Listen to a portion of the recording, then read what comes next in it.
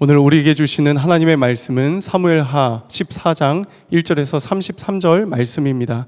봉독은 25절, 28절에서 33절까지만 하도록 하겠습니다.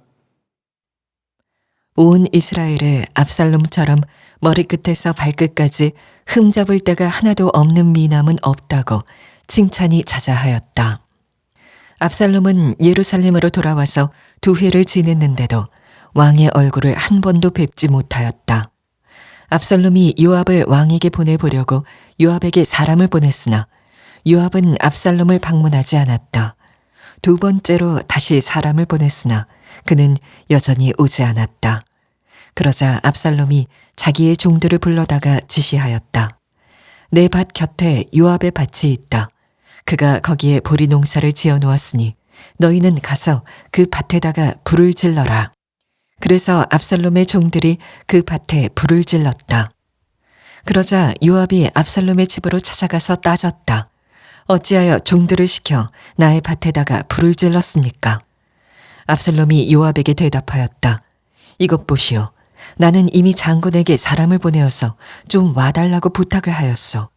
장군을 임금님께 보내어서 나를 왜 그 술에서 돌아오게 하였는지 여쭈어 보고 싶었소. 여기에서 이렇게 살 바에야 차라리 그곳에 그대로 있는 것이 더욱 좋을 뻔하였소. 이제 나는 임금님의 얼굴을 뵙고 싶소. 나에게 아직도 무슨 죄가 남아있으면 차라리 죽여달라고 하더라고 말씀을 드려주시오. 그래서 요압이 왕에게 나아가서 이 일을 상세히 아뢰니 왕이 압살롬을 불렀다.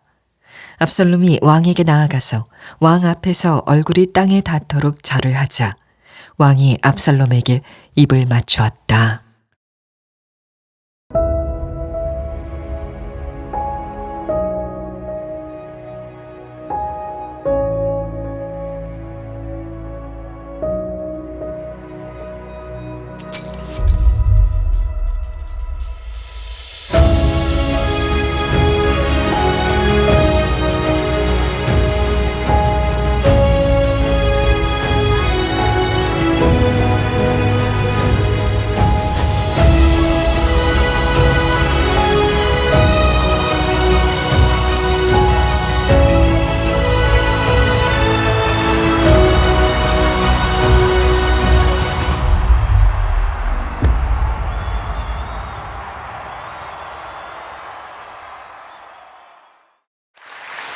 사무엘하 하나님의 나라를 세우는 사람 16번째 시간입니다. 영적 진통제를 끊어야 산다라는 제목의 말씀을 나누겠습니다.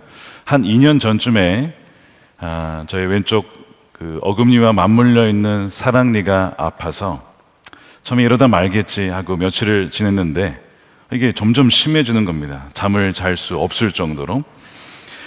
그래서 결국에 위례에 있는 해브땡 치과를 찾아갔습니다. 혹시 모르실 것 같아서 땡 불온 치과를 찾아갔습니다. 우리 교회 장로님께서 원장님이신데 엑스레이를 딱 찍어보더니 목사님 이거는 사랑니를 뽑고 거기에 염증 그 뿌리까지 치료를 하지 않으면 큰일 납니다. 그 얘기를 하시는 거예요. 그래서 결국에는 이제 치료를 하기 위해서 의자에 누웠습니다. 그리고 표면을 마취를 하고 원장 선생님 손에 그 무서운 주사 바늘이 딱 들리고 제 잇몸을 딱 찌르는 겁니다.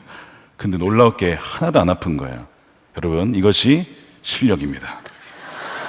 위례의 해브땡 치과입니다. 여러분, 혹시 아프시면 찾아가시면 잘해 주실 겁니다. 그래서 하나도 안 아픈 거예요. 게다가 마취를 하니까 그 치통이 싹 사라졌어요. 마음 같아서는 야, 이대로 집에 가도 되겠다. 제 마음을 읽고 만일 원장님께서 목사님, 이제 통증이 사라졌으니 가셔도 되겠습니다. 또 아프면 제가 마취 주사를 놔드리겠습니다. 이렇게 말하셨다면 이게 얼마나 엉터리겠습니까? 물론 그렇게 말하지 않으셨죠. 치료를 이어갔습니다. 여러분, 마취는 치료가 아니죠. 마취는 치료의 과정입니다. 그 마취 이후에 그 염증을 치료를 해야 되는 거예요. 그런데 많은 사람들이 진통제에 그치는 염증을 치료하지 못한 채 살아간다는 겁니다. 감사하게도 그때 저는 치아를 뽑고 또 염증을 치료하여서 지금은 정상적으로 음식을 씻고 먹으며 아무런 불편함이 없이 살아가고 있습니다. 만일 염증을 치료하지 않았더라면 여러분 그 염증이 심해지면요 폐혈증까지 뇌졸중까지 이어진다고 합니다. 더 큰 문제가 벌어지게 되는 거죠. 마찬가지로 우리 삶에 이런 영적인 치통이 올 때가 있습니다.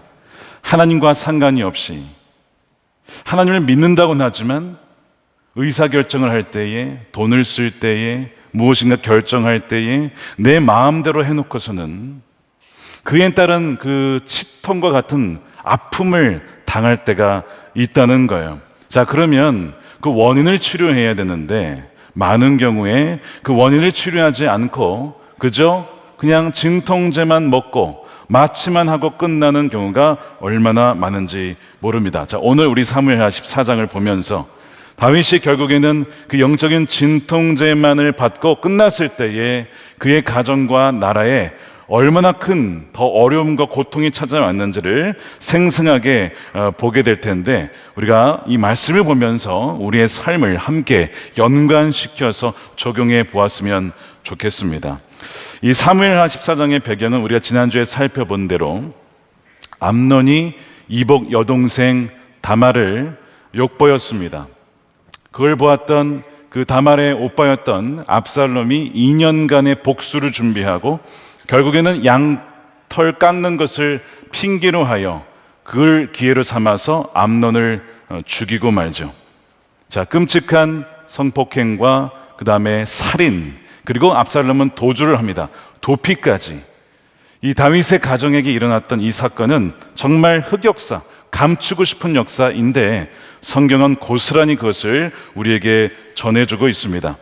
그래서 이 다윗은요, 아버지로서의 그 깊은 고통과 슬픔, 아들을 향한 분노와 동시에 그 아들을 향한 그리움, 아주 복잡한 감정의 치통과 비교할 수 없는 큰 고통을 앓고 있었던 거예요.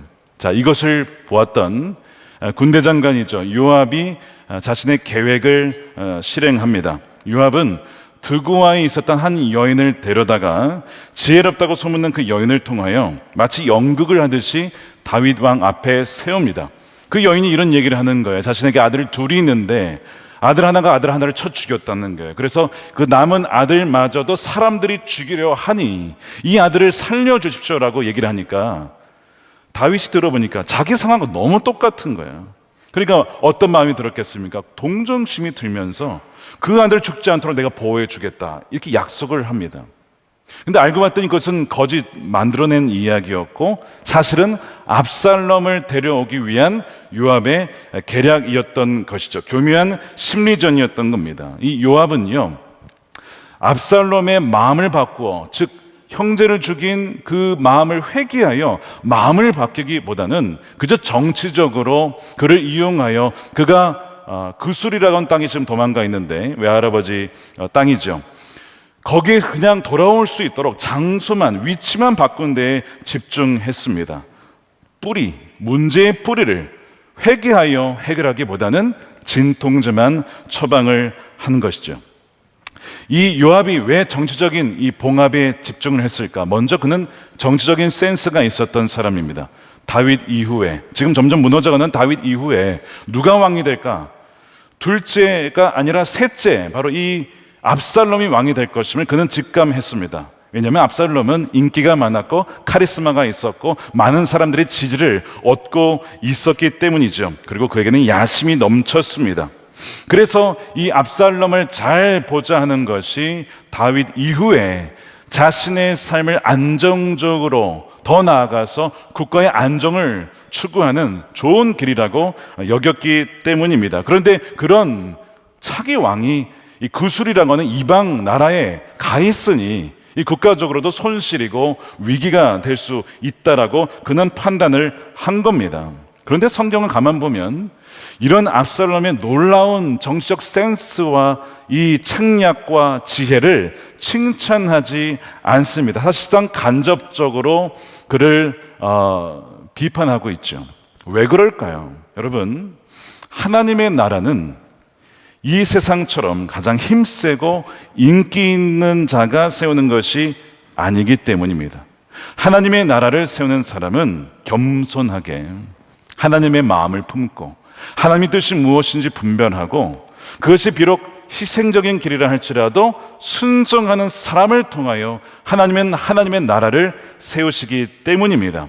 그런데 요압은 인간적인 두려움 때문에 자신의 미래의 안위를 위하여 국가의 안정을 위한다는 명목하에 이렇게 압살롬을 회개 없이 데려오려고 했던 것입니다. 요압이야말로 정치적인 현실주의를 믿는 사람이었죠. 여러분, 이 요압의 모습을 보면서 이 성경은 우리에게 질문을 던집니다. 우리 역시 요압처럼 하나님의 뜻보다 정치를 비롯한 그 어떤 것을 더 나에게 유익을 주고 나의 앞길을 보장해 주는 것이라고 여기고 있지 않은가를 성경은 묻고 있는 거예요. 그래서 하나님의 뜻에 순종하기보다 정치적 안정과 나의 입지를 더 중요하게 여긴다면 그 사람은 하나님 나라를 세우기보다는 인간적인 나라, 자신의 나라를 세우는 사람일 것입니다. 요압이 궁극적인 권력이 하나님께 있음을 잊었습니다. 그래서 하나님의 통치를 신뢰하기보다 자신의 정치적 계산을 더 믿고 의지했던 것이고 결과적으로 그것은 안정을 가져온 것이 아니라 나라에 큰 혼란을 가져오게 됩니다. 어떤 사람들은 이 요압의 판단이 옳지 않았냐라고 질문을 하기도 합니다. 사실 압살롬이 3년이나 구술이라고 하는 땅에 간 것은 사실상 유배당한 거 아닙니까? 이미 죗값을 치렀으니 그가 돌아와도 되지 않겠습니까? 라고 묻는 분이 있을 수 있어요. 근데 여러분, 성경이 말하는 바를 분명히 알아셔야 됩니다. 고난이 회개를 대체하지 않는다는 것입니다. 많은 사람들이 삶의 고난을 당하고 고통을 당하면 그것이 회개를 대체했다, 이미 내가 죗값을 치렀으니 되었다라고 생각하는 경향이 있습니다. 여러분, 그것은 전혀 다른 이야기예요. 최초의 인류 살인자가 창세기 나와요. 가인이 형제를 죽였습니다. 자, 똑같은 이야기가 나오죠. 그때의 가인이 회개하지 않은 채 다른 곳으로 이주를 합니다. 이주를 해서 돌아다니는데 어느 곳에도 가인이 회개했다는 그런 기록은 나오지 않고 있죠. 장소의 이동이, 어떤 위치의 이동이 마음의 변화를 보장하지 않습니다. 압살롬은 결국에 예루살렘에서 이제 이 구술로 가서 거기에서 3년을 보내고 돌아오긴 하지만 회개 없이 돌아왔기 때문에 여전히 그의 마음에 분노와 교만이라고 하는 염증이 그대로 남아 있은 채 나중에 예루살렘을 결국 돌아오게 됩니다. 고통의 시간, 외로움의 시간, 고독의 시간을 보내긴 했지만 그렇다고 해서 그 압살롬의 마음의 암세포가, 그 염증이 저절로 사라진 것은 아니었다는 것이죠. 자, 이 상황 속에서 요압이 드고아의 여인을 데려와서 말씀드린 것처럼 자신이 짠 이 각본, 이 영적 이 통증을 완화시켜주는 그 약을 주사를 하게 되는 것을 시키게 됩니다. 자, 그녀가 다윗 앞에 나아가서 눈물로 이야기를 하자. 아까 어떻게 했어요? 다윗이 내가 그럼 너희 아들을 안 죽게 해줄게. 그랬더니 그 다음에 바로 이 여인이 자신의 본색을 이렇게 드러냅니다. 13절이죠. 임금님께서는 임금님의 친아들인 왕자님이, 즉 압살롬이 이 나라로 돌아오는 것을 허락하지 않으셨습니다. 임금님께서는 그렇게 말씀만 하시고 왕자님을 부르지 않으셨으니 이것은 잘못된 일이라고 생각합니다. 우린 다 죽습니다. 땅에 쏟으면 다시 담을 수 없는 물과 같습니다. 그러나 하나님은 생명을 빼앗지 않으시고 방책을 베푸셔서 비록 내어 쫓긴 자라 하더라도 어떻게 해서든지 하나님께 버림받은 자가 되지 않게 하십니다. 여러분, 다 맞는 말이에요. 너무나 맞는 말을 해요. 그냥 이 말씀을 읽으면요, 여기 틀린 거를 찾아보기가 어려울 정도입니다.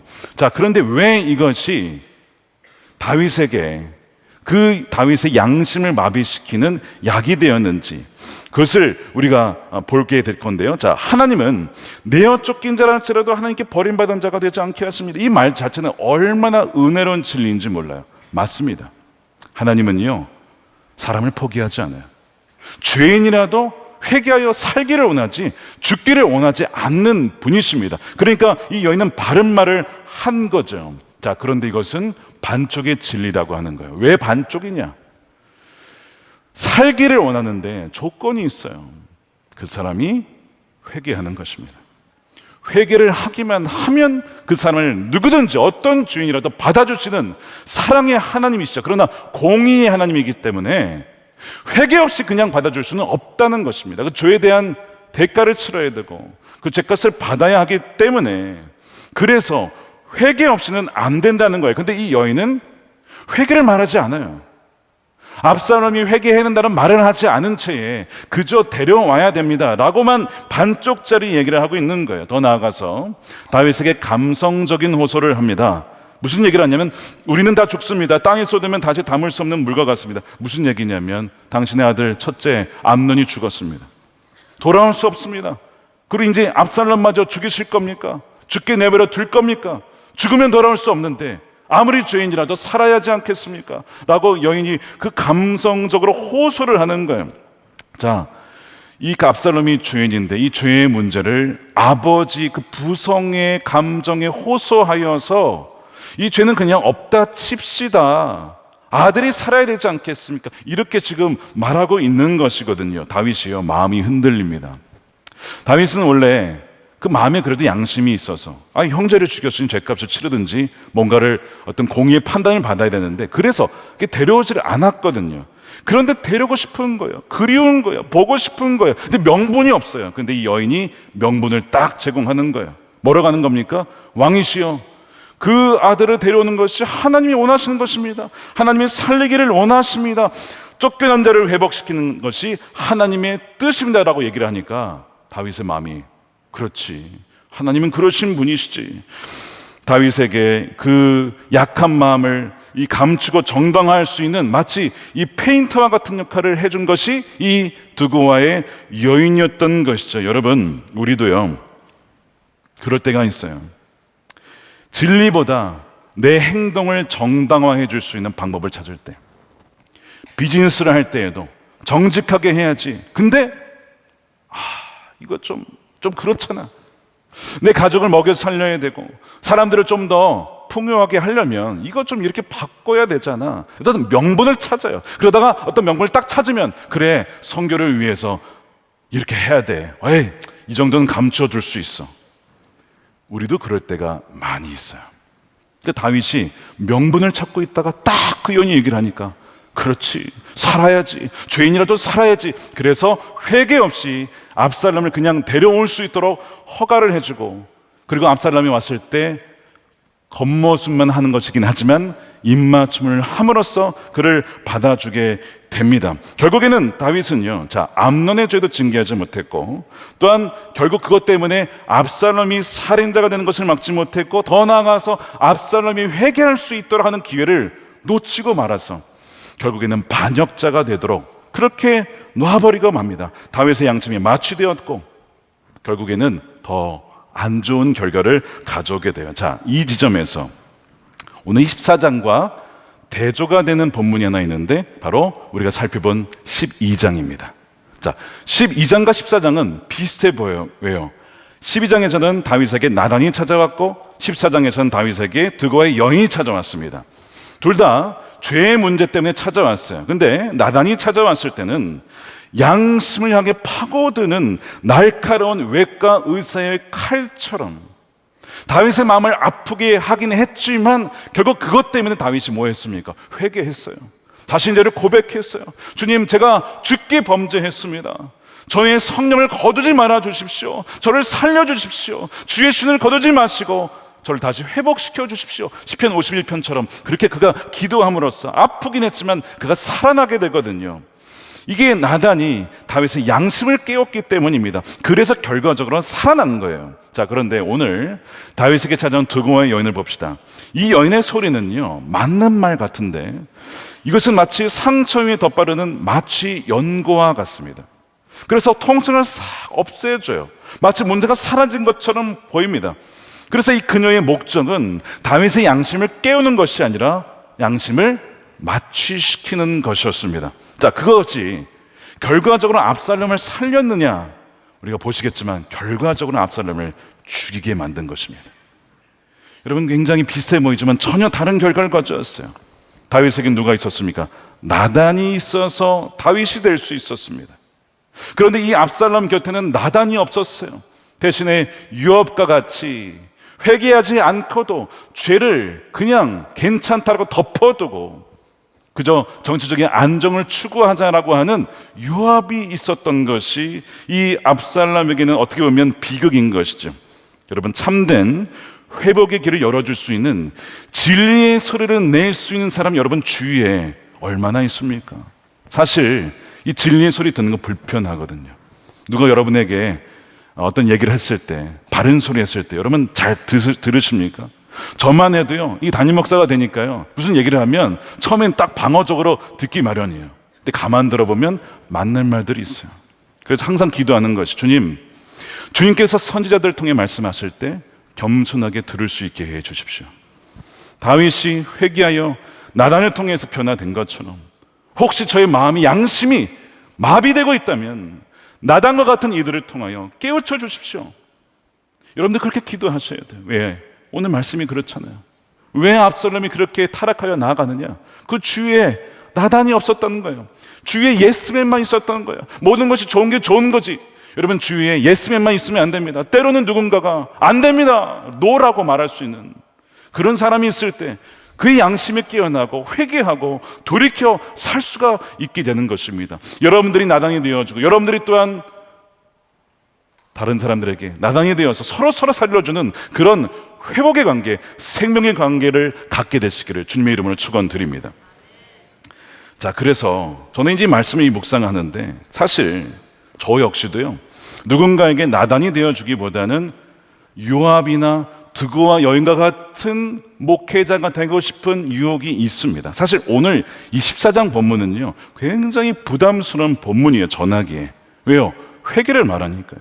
죄를 돌이켜야 한다는 말씀하니까 부담스러워요. 이런 말하면요, 말씀을 드리면 피차 좀 불편해, 서로.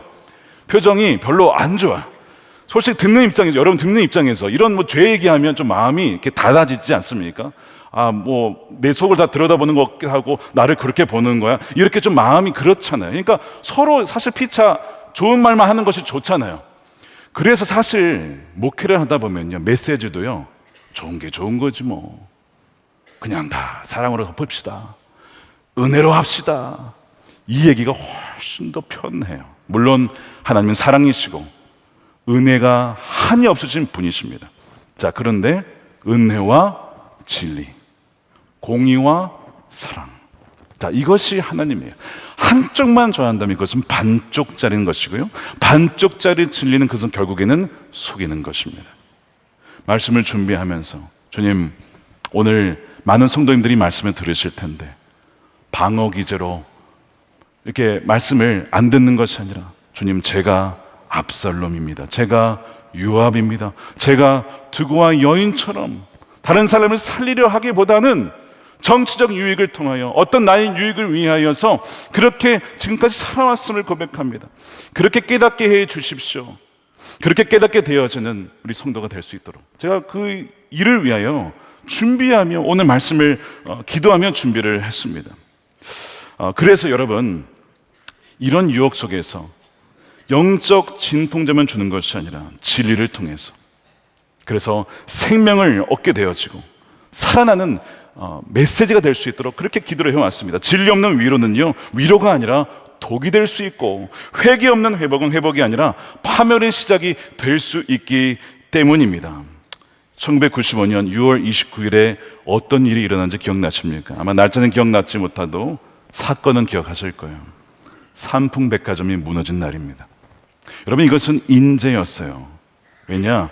이미 수개월 전부터요, 이 건물 곳곳에 심각한 균열이 있었기 때문에 전문가들이 경고를 했습니다. 뭐라고 했냐면, 이 건물의 구조 자체에 심각한 문제가 있습니다. 당장 영업을 중단하고 근본적인 보수를 해야 합니다라고 수차례 경고를 했어요. 자, 그런데 경영진이 어떻게 했느냐? 영업을 중단하면 돈의 손실이 오잖아요. 그리고 명예의 손실이 오면 누가 언제 오겠습니까? 그러니까 그 얘기를 듣고서도 어떻게 했냐? 균열이 나는 것을 페인트 칠합니다. 겉모습만 페인트 칠을 해서 균열을 없애는 거예요. 그렇게 대처를 한 거죠. 결국에는 바로 그날이 되었을 때에 굉음과 함께 백화점은 무너졌고 502명이 사망하고 937명이 부상을 입은 끔찍한 결과를 낳게 되었습니다. 사랑하는 여러분, 이 삼풍백화점의 사건, 즉 백화점이 균열이 일어났지만 그것을 페인트로 덮었던 것처럼 요압의 계략으로 압살롬은 예루살렘에 돌아왔고 겉보기에는 모든 것이 봉합된 것 같지만, 그러나 결국에는요, 다윗의 양심에 영적인 진통제가 투여되었고 문제의 모든 균열 위로 페인트 칠이 끝났을 때에 그 효과는 잠시였을 뿐 이제는 더 큰 문제가 발생하게 됩니다. 우리 삶도 마찬가지예요. 내가 지금 덮고 있는 문제는 무엇이냐? 부부관계 속에서, 친구관계 속에서, 하나님과의 나의 관계 속에서 이미 균열이 있어요. 내 삶의 영적인 삶에 먼저 불순종이 너무나 많아요. 하나님께서 싫어하신 것들을 내가 하고 있어요. 내가 그것을 보고 있음에도 불구하고 괜찮지 뭐, 하나님은 사랑이시니까. 여러분, 그렇게 넘어가는 것이 뭐 하는 거냐면 페인트 칠만 하는 것입니다. 여러분, 그것은 결국 그 사람을 무너뜨리게 될 거예요. 여러분, 오늘 이 말씀이 주는 진리의 말씀, 불편하지만 우리 모두에게 주신 말씀이에요. 자, 결국 부작용이 뭐냐? 압살롬의 교만이었습니다. 자, 돌아왔어요, 압살롬이. 근데 한 방울의 회개 눈물을 흘리지 않습니다. 오히려 성경은 이 압살롬의 외모를 이렇게 자세히 묘사를 해요. 25절입니다. 온 이스라엘이 압살롬처럼 머리끝에서 발끝까지 흠잡을 데가 하나도 없는 미남은 없다고 칭찬이 자자하였다. 성경에서 이렇게 외모를 드러낼 때는요, 둘 중에 하나예요. 에스더처럼 그 외모로 쓰임 받든지, 그렇잖아요. 그 외모 때문에 어쨌든 쓰임 받은 거 아니에요. 그런 경우가 있어요. 그런데 후자인 경우도 있습니다. 뭐냐면 그 외모가 출중하다는 것은 상대적으로 내면이 건강하지 못하거나 경건하지 못하다라는 뜻이다라는 것을 성경은 경고하죠. 그러니까 지금 보세요. 머리끝부터 발끝까지 흠잡을 데가 없대요. 어떻게 그런 사람이 있을 수 있어요? 요즘에 차은우 같은 뭐 그런 인물, 이렇게 진짜 보면서도 이 사람이 만화야 사람이야. 이스라엘의 차은우가 압살롬이에요. 근데 이게 칭찬이 아니라 뭘 얘기하고 있는 거냐면 제2의 사울이다. 물론 항상 그런 건 아닙니다. 예쁘고 키 크고 잘생기고 그런 사람들이 내면이 좋지 않다. 여러분, 그렇지 않아요. 둘 다 좋을 수 있죠. 기왕이면 둘 다 좋은데 좋지 않겠습니까? 그런데 둘 중에 하나를 선택해야 한다면, 그러면 내면이 우선적이 되어야 된다. 왜요? 하나님은 사람의 겉모습에 속지 않으십니다. 속지 않으세요. 아무리 화려하고 예쁘고 잘생겨도, 키가 커도 그의 중심이 하나님 향해 있지 않고 그의 마음의 동기가 자신의 야망으로 숨겨져 있으며 그의 삶의 목적과 방향이 하나님의 뜻이 아니라 좁은 길이 아니라 생명의 길이 아니라 넓은 길, 그 자신을 위해 살아가는 길이라면 하나님은 아니다라고 말씀하시기 때문에 엘리압도 아니었던 거예요. 사울도 아니었던 거예요. 그리고 압살롬도 아니었던 것이죠. 역사는 똑같이 반복되진 않지만 뭐가 있다고요? 운율이 있다고 했어요. 뭔가 비슷해 보이는 것들이 반복이 됩니다. 오늘날에도 마찬가지예요. 오늘날의 압살롬과 같은 이가 내가 아니라고 누가 장담을 하겠습니까? 저는 말씀을 보면서 제가 다윗이기도 하고 이렇게 그냥 무마시키려고 하는, 내가 다윗이구나, 압살롬을 보면서 내가 압살롬이구나, 중심보다는 외모를 더 신경 쓸 때 내가 압살롬이 되는 거 아니겠습니까? 압살롬이 회개하지 않고요, 오히려 내 아버지를 보게 해달라, 2년간 돌아와서 만나지를 못해요. 그러니까 막 요압의 그 밭에 군사들을 시켜가지고 불을 막 지릅니다. 그러니까 막 요압이 왜 불 지르냐고 했더니 이제 그 요압에게 이제 이런 얘기를 하지, 요청을 합니다. 14장 32절이에요. 나를 왜 구술에서 돌아오게 했는지 여쭤보고 싶었어. 여기에서 이렇게 살 바에야 차라리 그곳에 그대로 있는 것이 더욱 좋을 뻔하였소. 이제 나는 임금님의 얼굴을 뵙고 싶소. 나에게 아직도 무슨 죄가 남아있으면 차라리 죽여달라고 하더라고 말씀을 드려 주시오.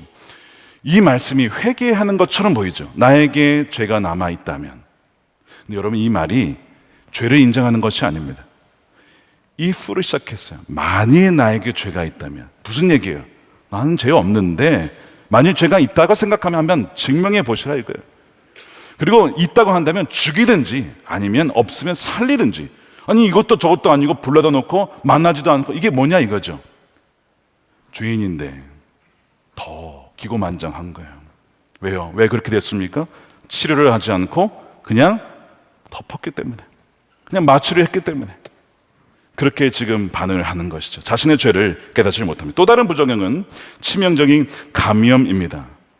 결국에는요, 이 압살롬의 야망이 더 커져갑니다. 어느 정도냐? 다윗을 쫓아내고, 아버지 다윗을 쫓아내고 자신이 왕이 되고자 합니다. 우리가 이제 앞으로 살펴볼 내용이에요. 야, 다윗을 쫓아낼 생각을 하다니 대단한 아들이죠. 그 염증을 다루지 않았더니요, 국가적으로 온몸에 마치 마비가 증상이 일어난 것처럼, 폐혈증처럼, 뇌졸중처럼 그렇게 발전하게 되는 끔찍한 상태로 가게 되는 것입니다. 지난주에 강조했던 말씀이 하나 있습니다. 사람이 무엇을 심든지 그대로 심은 대로 거두리라. 거짓된 평화를 심었기 때문에 끔찍한 내전을, 전쟁을 거두게 된 것입니다. 사랑하는 여러분, 그러면 진정한 해결책은 무엇일까요? 치료법은 무엇일까요? 바로 이 시점에서 독일의 위대한 신학자였던 보네포의 말을 우리가 좀 새겨볼 필요가 있습니다. 나치에 저항하다가 그가 순교를 했는데 그 당시 독일 교회가 히틀러를 찬양했어요. 히틀러가 그리스도라고, 메시아라고, 이 독일을 살려줄 하나님이 보내신 사람이라고 독일 교회 거의 80% 이상이 지지를 했거든요. 그때 이 보네포가 한 이야기가 있습니다. 왜 독일 교회가 이렇게 무너져서 히틀러를 지지할 수 있었느냐라고 했을 때에 그 원인이 값싼 은혜에 물들었기 때문이라고 말합니다. 값싼 은혜는 무엇이냐? 이렇게 얘기를 했어요. 값싼 은혜는 교회의 철전지 원수다. 값싼 은혜란 죄인을 의롭다고 인정하는 것이 아니라 죄를 의롭다고 인정하는 것이다. 은혜가 혼자서 모든 일을 다 하기 때문에 모든 것은 그대로 머물러도 좋다는 거다. 값싼 은혜란 참회가 없는 사죄요, 교회에 치리가 없는 세례요, 죄의 고백이 없는 성만찬이다. 값싼 은혜는 제자도 나를 따르라, 십자가를 지고 나를 따르라는 요구가 없는 은혜요, 십자가가 없는 은혜요, 살아계신 예수 그리스도가 없는 은혜가 값싼 은혜다. 이것이 독일 교회를 무너뜨렸고 이것이 지금 한국 교회를 무너뜨리고 있는 것은 아닌가를 우리는 오늘 이 사무엘하 14장을 통해, 압살롬을 통해 우리는 돌아볼 수 있어야 된다는 거예요. 결국에는요, 그 결과는요, 영혼의 괴사입니다. 하나님께서 우리에게 주시는 진짜 은혜는 무엇이냐? 아주 값비싼 은혜예요. 이거는 비용으로 환산할 수 없는 값비싼 은혜입니다. 왜 값비쌀까요? 하나님 자신을 주신 것이기 때문에, 자신의 아들 독생자 예수 그리스도를 우리에게 주신 것이에요. 그래서 우리의 죄라고 하는 암덩어리를 그냥 덮은 게 아닙니다. 여러분, 자신의 독생자 예수 그리스도를 십자가에 내어 주시면서 가장 고통스러운 외과 수술을 감행하시는 거예요. 여러분, 십자가를 보시면 뭘 보셔야 되냐면 우리의 죄가 얼마나 끔찍한 것인지를 보셔야 됩니다. 우리가 얼마나 이 죄가 끔찍한 것인지, 하나님의 아들 예수 그리스도가 죽으셔야 할 정도로, 사형당하셔야 할 정도로 이 죄가 그렇게 끔찍하다는 거예요. 이게 바로 공의입니다. 공의. 동시에 뭘 보셔야 됩니까? 그런데 그렇게 죽어야 될 우리 대신에 예수님이 대신 죽으실 정도로, 하나님께서 그 아들을 대신 죽게 하시고 우리를 살리실 정도로 하나님이 우리를 그렇게 사랑하신다고 하는 것, 바로 이것이 여러분 십자가인 거예요. 여러분, 우리가 받은 은혜는 결코 싼 게 아닙니다. 핏값으로 주신 거예요. 예수님 핏값으로 우리를 사시는 거예요. 이제는 우리는 주님의 것입니다. 우리는 하나님의 것입니다. 하나님께서 값을 주고 사신 바 되었는데 여전히 죄에 이끌려서 죄의 종노릇 하면서 하나님 말씀에 거역하고 불순종하면서 살아갈 수가 있겠습니까? 절대 그럴 수가 없는 거예요. 그래서 이 값비싼 은혜를 깨달은 사람, 경험한 사람은요, 어떻게 합니까? 자신을 부인하고 자신의 십자가를 지고 예수님을 쫓아가게 되어 있는 거예요. 자, 누가복음 9장 23절 말씀을 함께 읽겠습니다. 시작. 그리고 예수께서 모든 사람에게 말씀하셨다. 나를 따라오려는 사람은 자기를 부인하고 날마다 자기 십자가를 지고 나를 따라오너라.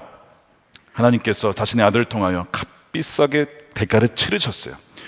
그러면 우리 편에는 아무것도 할 게 없긴 하지만 해야 될 게 하나 있다면 바로 나의 십자가를 지고 주님을 쫓아가는 것입니다. 나의 십자가를 지는 거예요. 자신을 부인하는 거예요. 자신의 욕망과 자신의 정욕을 부인하는 것입니다. 이미 죽었음을 선포하는 것입니다. 이것은 값비싼 은혜를 누린 자가 마땅히 맺어야 될 회개에 합당한 열매의 삶인 것이죠. 여러분, 압살롬은요 값싼 은혜를 요구했고 다윗도 그 값싼 은혜를 주었어요. 결과적으로 모두가 파멸이었습니다. 그러나 하나님은 우리에게 십자가라고 하는 값비싼 은혜를 주셨고 그 결과는 참된 회복이요 영원한 생명인 것입니다. 여러분, 이 십자가를 통해서 근본적으로 치유가 되어서 거듭나서 나는 죽고 예수를 살며 십자가를 지고 끝까지 주님과 동행하는 여러분 되시기를 축복합니다.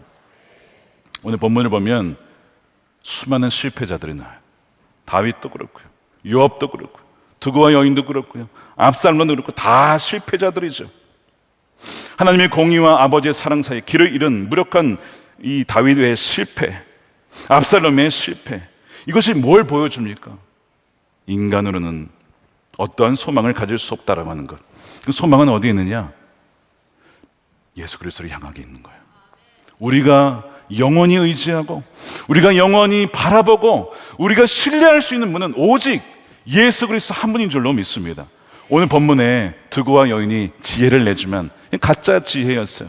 예수님이야말로 진짜 지혜이십니다. 공의를 무시하고 사랑만 주신 분이 아니었습니다. 공의와 사랑을 동시에 만족시키는 완전한 지혜이신 십자가를 통해서 우리에게 참된 지혜가 무엇인지를 보여주셨어요.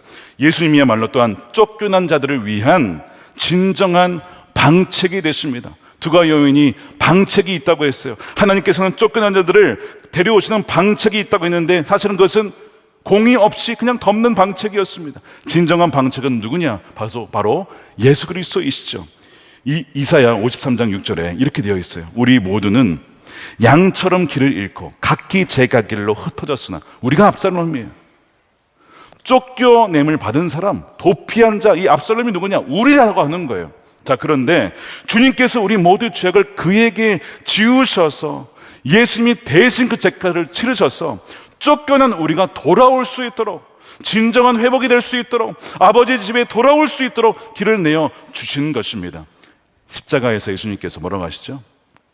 나의 하나님, 나의 하나님, 어찌하여 나를 버리셨나이까라고 하죠. 많은 분들이 이걸 이해를 못해요. 왜 예수님이 하나님이 나를 버리셨다고 얘기했을까? 왜 그런지 아십니까? 우리 죄를 우리 자리에서 대신 죄값을 치르시면서 하나님과 관계가 끊어졌어요. 그리고 우리가 당해야 될 버림받음을 예수님이 대신 버림을 받으신 거예요. 그것이 어찌하여 나를 버리셨나이까 이 얘기거든요. 근데 감사한 것은 무엇이냐면 그분이 버림받으셔서 그분이 내 쫓김을 당하심으로 말미암아 우리는 더 이상 다시는 내 쫓김 당하지 않는 은혜를 누리게 되었다는 것입니다. 누구에게요? 회개하고 돌이키고 하나님 제가 죄인입니다 라고 고백하는 이들을, 누구든지 그렇게 고백하는 이들을 회복시키시는 사랑의 하나님이시기 때문입니다. 더 나아가서 예수님이 진정한 화해의 입맞춤을 주시는 분이십니다. 다윗은 회개 없는 그 압살롬을 그냥 겉모습만이라도 입맞춤을 했어요. 거짓 입맞춤이었습니다. 그런데 하나님은 어떤 분이시냐? 탕자 이야기 기억나십니까? 탕자가 내가 굶어 죽게 되었구나, 내가 아버지 집으로 가야겠다 회개하고 자신의 죄를 돌이켜서 갈 때 아직도 거리가 먼데 아버지가 달려가서 어떻게 합니까? 그 아들에게 입맞춤을 하며, 사랑의 입맞춤, 화해의 입맞춤, 아들아 잘 돌아왔다, 내가 너를 기다리고 있었다, 내가 너가 돌아오기를 기도하였다, 하루도 빠짐없이 이 자리에서 너가 오기를 기다렸다. 하나님은 진정 우리에게 사랑의 입맞춤을 통해 회복을 시켜주시는 바로 주님이십니다. 그 입맞춤에는 정죄가 없고 오직 완전한 회복과 잔치만이 있는 것이죠. 작년에 우리 청소년부 수련회에 강사로 오신 분이 한 분 계세요. 래퍼 사츠키 김은지 자매입니다.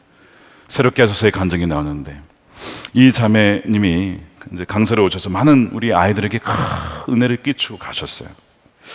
뭐 아시다시피 그녀는 어린 시절에 아버지 폭력과 코치의 학대로 많은 상처를 받고 자랐습니다.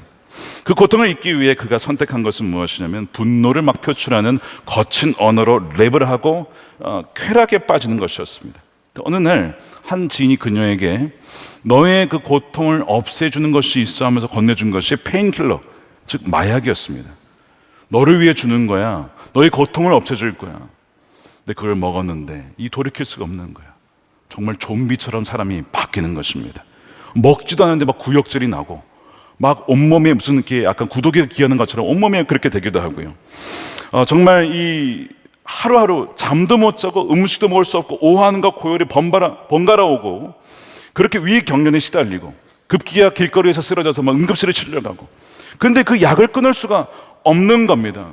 마치 값싼 용서라는 진통제를 맞고 결국 파멸로 갔던 압살롬처럼 그녀도 그렇게 갈 수가 있었던 것이죠. 그런데 이 압살롬과 사츠키 사이에 다른 점이 하나 있었어요.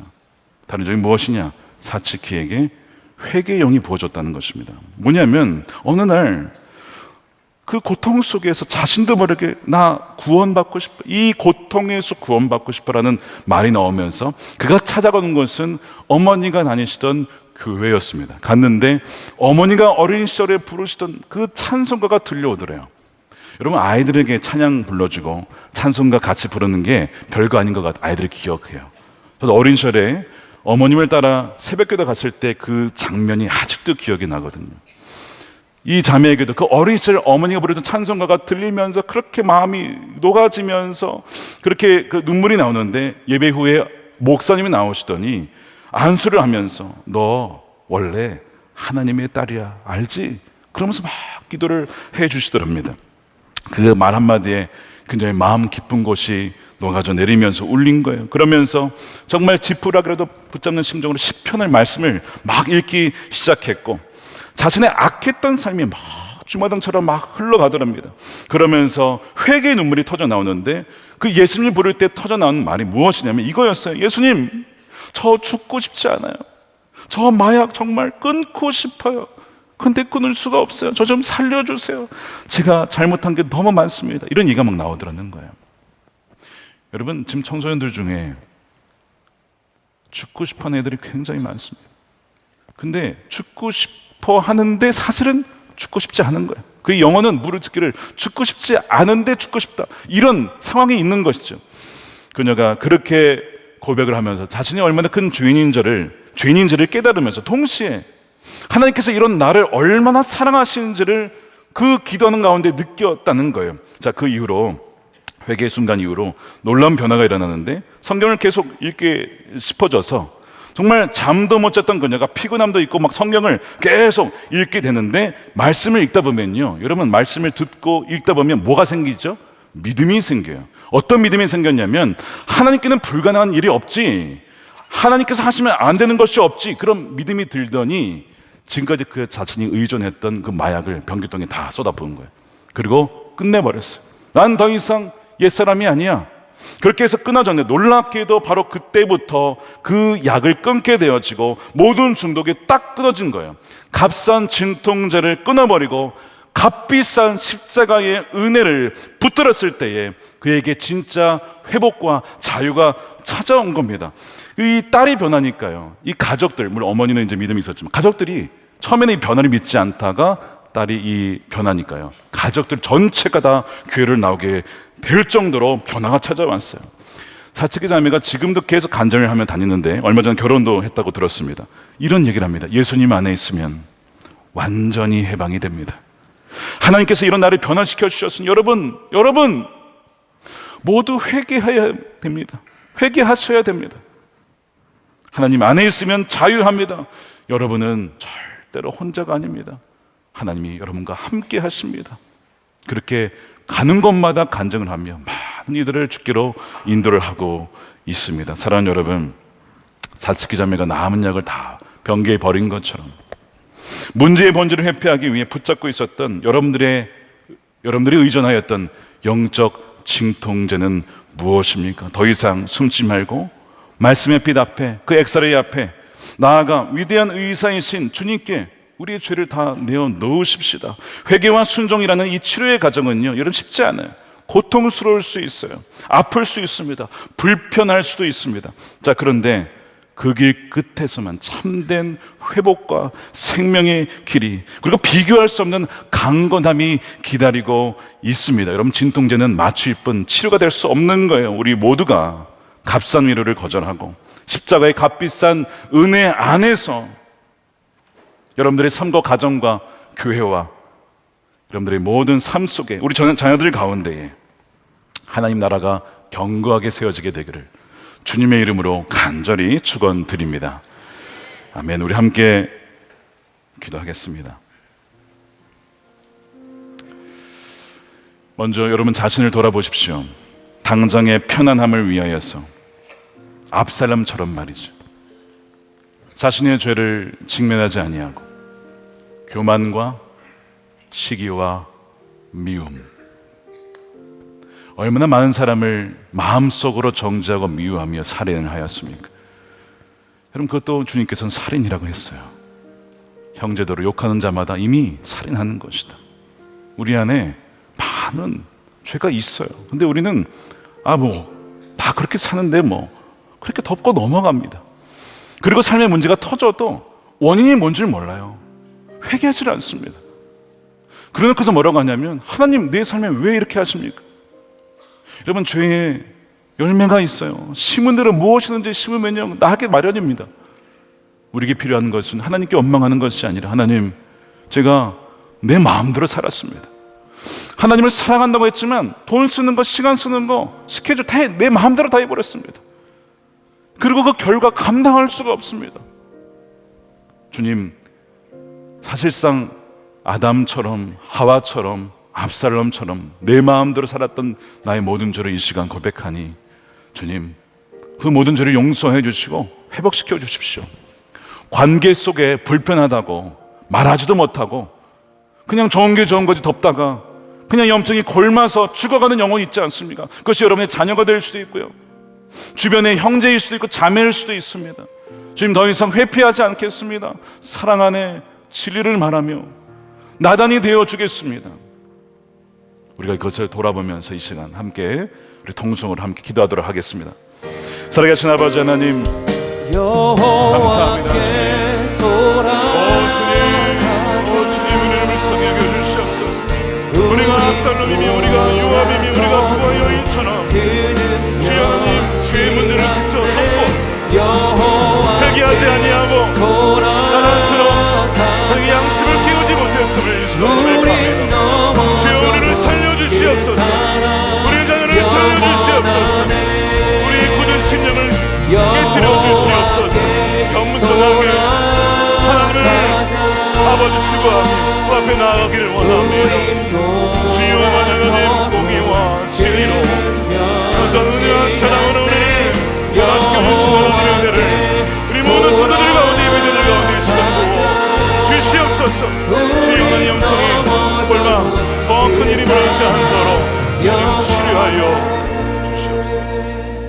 살아계신 아버지 하나님, 우리의 삶에 영적인 치통으로 인하여서 고통을 당하는 많은 사람들이 있습니다. 내 마음대로 결정하고 내 마음대로 선택하고 내 마음대로 시간과 물질을 쓴 결과 그 고통의 열매를 거두는 이들이 있습니다. 주님, 저들을 불쌍히 여겨 주십시오. 우리를 불쌍히 여겨 주시옵소서. 우리의 죄를 고백하오니 하나님의 뜻을 떠나 분별하지 아니하고 내 마음대로 했던 모든 교만의 그 마음의 중심을 주의 십자가로 깨트려 주시옵소서. 주의 말씀의 방망이로 깨트려 주시옵소서. 주여, 우리가 압살롬임을 고백합니다. 주님임에도 불구하고 나에게 만일 죄가 있다라면 어떻게 해보라고 그렇게 당당하게 외쳤던 압살롬이 우리였음을 고백하며, 또한 요압처럼 좋은 게 좋은 거 아닙니까? 그저 덮고 지나갑시다. 그것이 그 사람을 살리는 것이 아니라 압살롬을 결국 파멸의 길로 인도하였습니다. 아버지로서, 왕으로서 다윗이 양심이 마비가 되어서 아들을 사랑한다고 결정한 그것이 결국에는 아들을 반역자로, 결국에는 죽음으로 몰고 갔습니다. 주님, 이 시간 우리에게 하나님 이 진리의 말씀, 이 예언적인 말씀을 통하여 우리에게 깨닫게 하시는 것은 우리를 사랑하시기 때문에 우리를 살리시기 위하여 주신 말씀인 것을 믿고 감사드립니다. 귀 있는 자는 들을지어다라고 하신 주님, 우리에게 귀를 활짝 열어주시고 마음에 굳은 마음들을 녹여주시옵시고, 오늘의 이 말씀이 책망이 아니라 사랑의 매로, 하나님의 사랑의 징계로 받아들여서 하나님 변화하여, 하나님 회개하여 파멸과 멸망으로 가지 아니하고 주님이 원하시는 생명의 길로 나아갈 수 있는 우리 선화목적의 모든 예배자들과 저들의 자녀와 우리 모든 성도들의 삶이 되게 하여 주시옵소서. 우리가 서로가 나단이 되어주기를 원합니다. 서로 깨워주기를 원합니다. 서로 권면해주기를 원하고 사랑 안에 진리를 전해주기를 원합니다. 그리하여 서로가 살아나며 살리고 살아나는 그런 공동체, 선한목자교회 모든 예배 공동체가 되게 하여 주시옵소서. 이 시간 11조로 감사한금으로 성경금으로 교발하여 올려드리며 우리의 삶을 올려드리오니 우리의 입술이, 우리의 손이, 우리의 발이 주님께 드려지는 거룩한 산제물이 되게 하여 주시옵소서. 하나님, 특별히 경제적인 어려움으로 인하여 고통당하는 자가 있습니까? 주여, 회개할 때에 묶임을 풀어주시옵시고, 주여 하나님, 그리하여 나누고 베풀고도 남는 하나님의 풍성함을 누리는 하나님의 백성들 될 수 있도록, 먼저 그의 나라와 의를 구하며 나가는 하나님의 기업들이 될 수 있도록 축복하여 주시옵소서.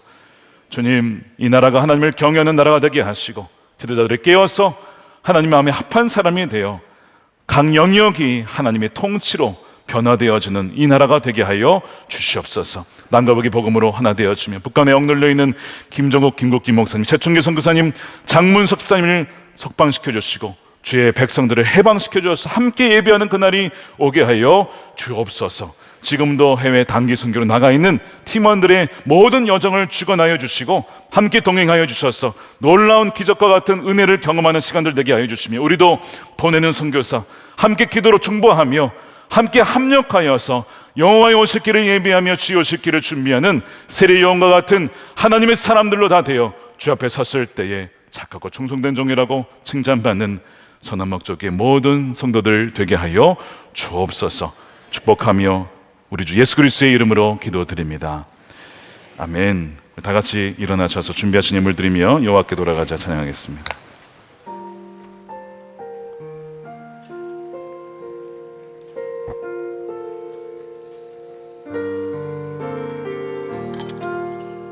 내 백성이 나를 떠나 내 백성이 나를 떠나 돌아섰지만 내 사랑이 내 백성을 보기 못하니 내 모든 것 내어주고 나 그들을 얻으리라. 여호와께 돌아가자. 우린 돌아서 그는 변치 않네. 여호와께 돌아가자. 우린 넘어져도 그 사랑 영원하네. 사랑은 오래 참고 사랑은 오래 참고 자신을 내어주네. 서로 사랑할 때 세상은 주보내. 사랑은 절대 사랑은 오래 참습니다. 사랑은 오래 참고 자신을 내어주네. 서로 사랑할 때 세상은 주보내.